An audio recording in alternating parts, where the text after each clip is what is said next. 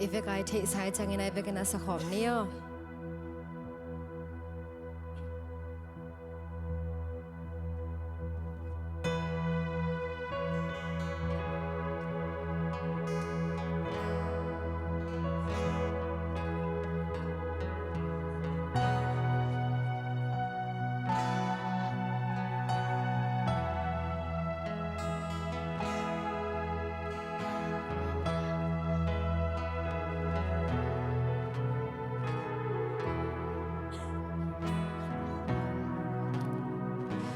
Dai đi đề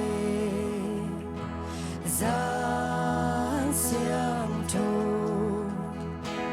miao khi kê tôm sim lâu cả là nào nghe lúc na kỳ nu siang thô lệ amaki nào nghe lim tắc imu nào nghe lim tắc imu Dai đi đề gian xiang thô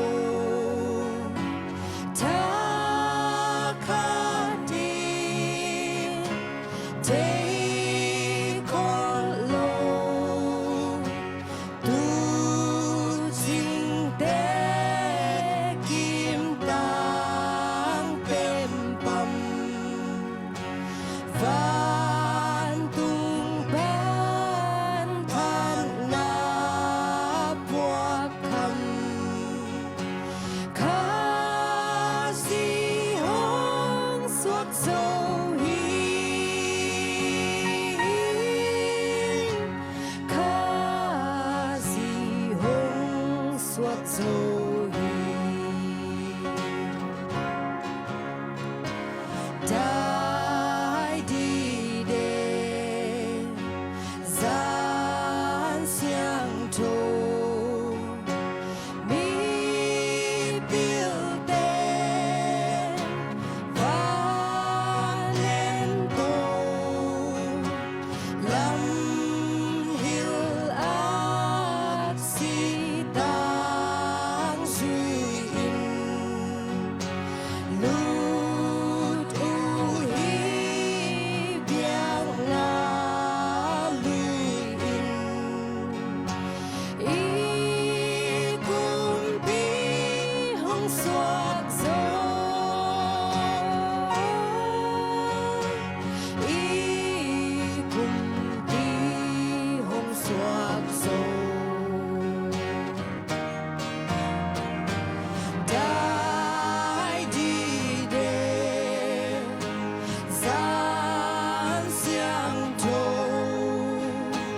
ác si pin hong ban hên van tung mi tế bang in na sao un cung pi pan na la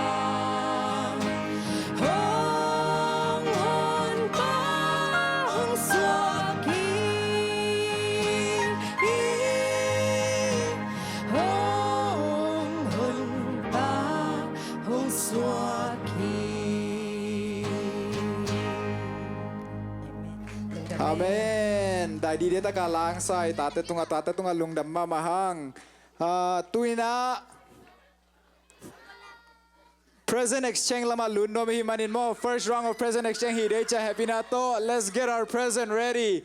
Present exchange ong makai ding tang lam khai le lia kim neo. Mon na lien pito stay sungai sam hi. Kun beng ngai ni mo happy na to please.